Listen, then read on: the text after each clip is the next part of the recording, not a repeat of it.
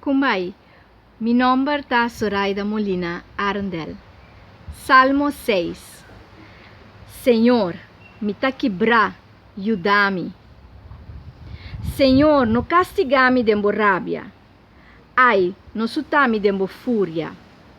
Compaixão, Senhor, me não tem força mais. Senhor, cura-me. Mi curva ta habracá. Si, mi padeng ta tur sobresalta. Anto abo, Senhor, te que dia. Volve, Senhor, salva mi vida. Libra-me, pa sobra bo ta bom. Ningún morto não te acorda riba bo. Quem ta alababo den reino de morto? Me ta agota de queja tanto.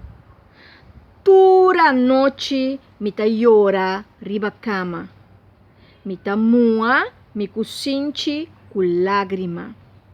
Me wonan ta escur de verdriet. Nanta carga. Ta mi opressor nang su falta. Baila gami hasidonan de maldade. Senhor, atende-me taiora. Senhor, escucha mi súplica. Senhor, acepta mi oração. Com quanto vergüenza mi inimigo não lo tá derrotar. Turpareu. Ojalá o den fregado de wowo não por retirar de vergüenza. Awe Salmo 6 talaga nos reflexionar riba e parte que de nos tristeza nos tá pedi Deus sua ajudança.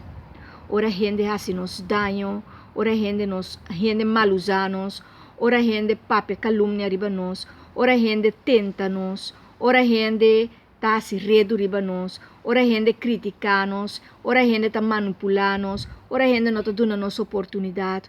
Tudo cos nang aqui que gente tá hasi, que nang tá oprimi nos e nang tá dando nos dolor de cabeça, tristeza profundo, rabia de nós mesmos. Nós temos que vai back cerca Senhor e puntra Senhor para ajudar-nos. Tapesei, awe e pergunta ta, pa busquibi lista de ture carga nang kuboting ta carga, anto pidi Senhor pa ajudabo ko nang. Pidi Senhor pa kita ture inimigo nang kuboting for de boca minda. Pidi Senhor pa asi boca minda recht. Pa e po derecha, lo qual kuting robes, demo coração e demo alma e demo mente. Seguro, nós temos que pedir a Deus sempre para ajudança. E Deus está escutando a oração.